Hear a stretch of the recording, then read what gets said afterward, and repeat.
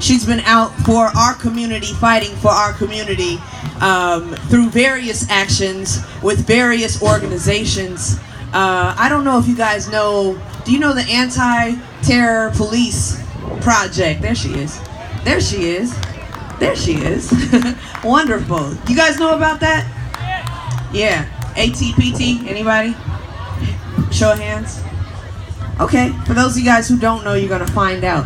All the work that's happening, this beautiful day that we get to appreciate and celebrate is because annually, people like this woman put in work to assure that we're not being harassed by police, to assure that we can have spaces like this and enjoy and celebrate in spaces like this without having to feel pressure from outside entities. We have people who are fighting day in and day out to assure that we have housing and we have equitable access to health care and equitable access to food, things like this. That we can come and celebrate days like this is because we've got people on the front lines every day and night working to assure that Oakland is the place that we hope that it is, that our kids have education, that our elderly people are taken care of, that everybody in between has access to all the things that we need access to thrive. This woman that I'm getting ready to introduce has been on the radio. She hosts a radio show early in the morning. If you wake up and listen to 94.1, she's on there.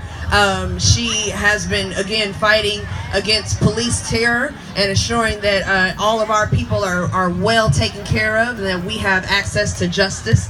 And she's just been out in the community, seriously. And I wanted to say this much about her really quickly.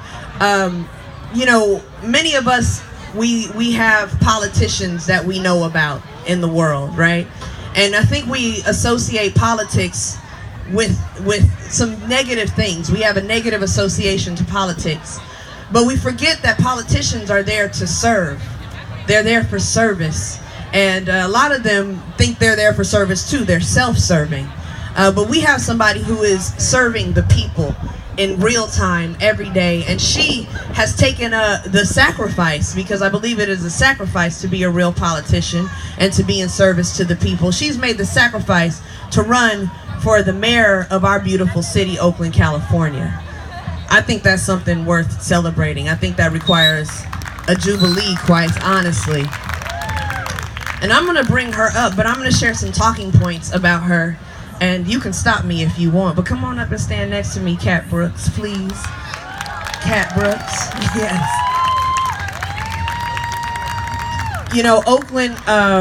Oakland is in a reconstruction. It's something that we're talking about right now in this festival.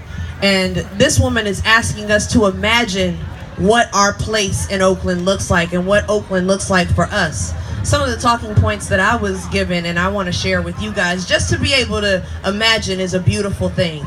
She's asking us to imagine an Oakland where community safety policies and practices are rooted in prevention rather than criminalization. Imagine that, right? Imagine an Oakland where people, us, you and I, determine the budget priorities and how city dollars flow. Imagine that. Imagine an Oakland that truly provides sanctuary for all bodies, black bodies, undocumented bodies, queer bodies, Muslim bodies, etc. Imagine an Oakland where everyone has a home and a job and quality education and the ability to thrive. Not just survive, but to thrive, y'all. Imagine an Oakland where developers pay to develop rather than people paying to be developed on. This is church. I don't know what y'all ain't ready. Imagine an Oakland where elected officials actually work for the people and not their own agendas.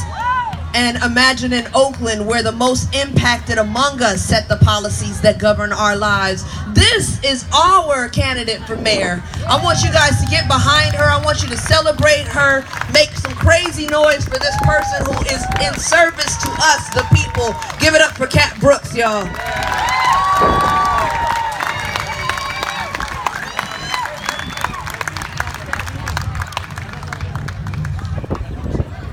I had to get that love there. I didn't realize she was going to read all the Imagine points. It's good. It's good. It felt good hearing you say that. Isn't that the place you want to live?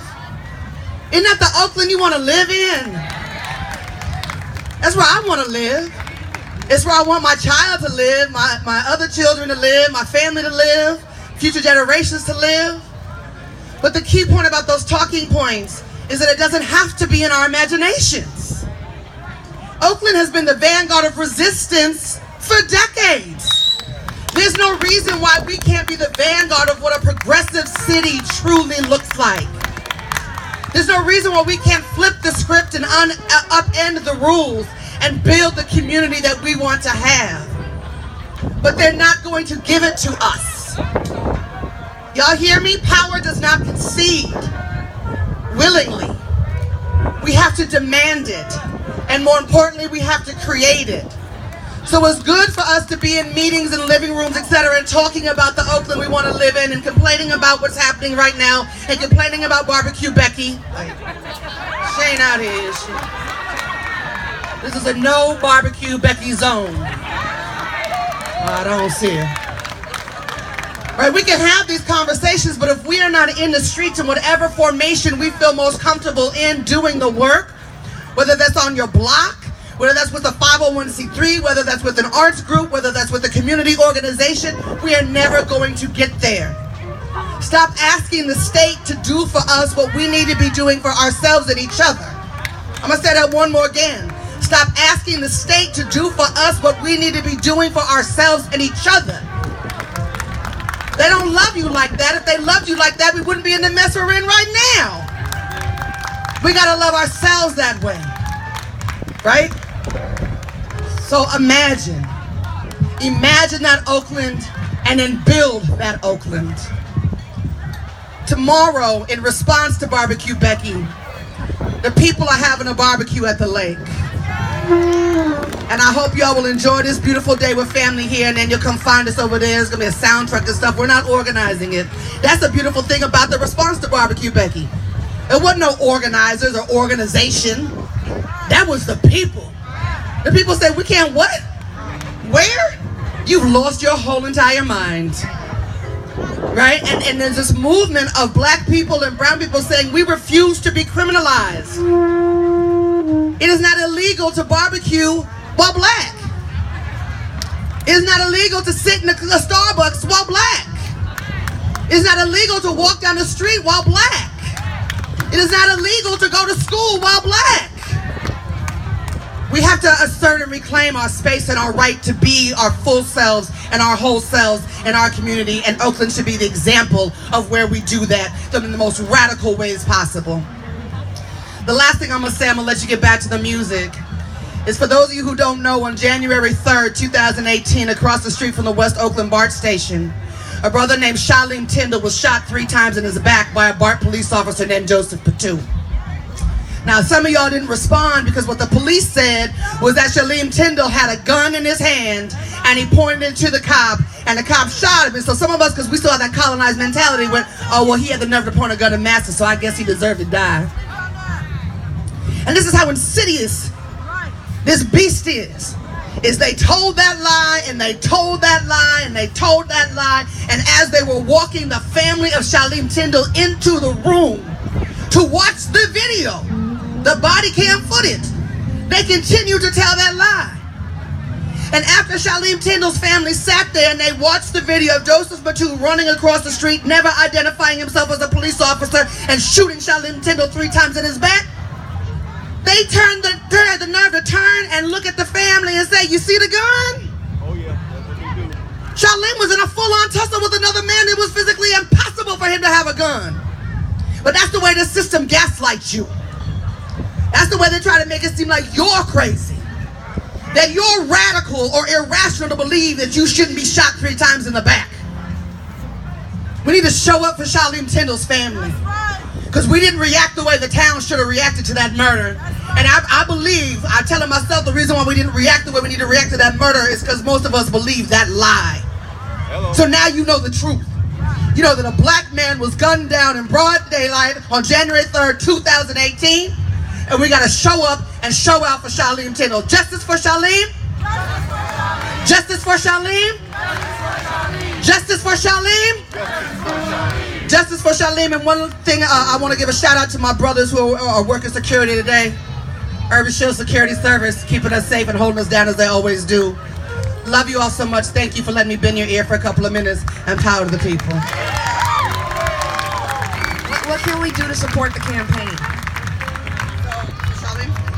Oh, you can go to catbrooksforoakland.com to support me and sign up. And for Shalim, go to Mothers Fight Back or the Anti-Police Terror Project page. Thank you. Forever for the people. She forgot about herself. I love that. That's the leader that we deserve, you guys. I don't know if you're ready for this kind of leadership, but that's what you need. That's what Oakland needs. We need radical leadership. We need leaders who are really about putting the issues in front and making sure we're leading with the issues. So I thank you, Cat Brooks, for taking up the sacrifice, for being standing in service for the people. All right, we're going to bring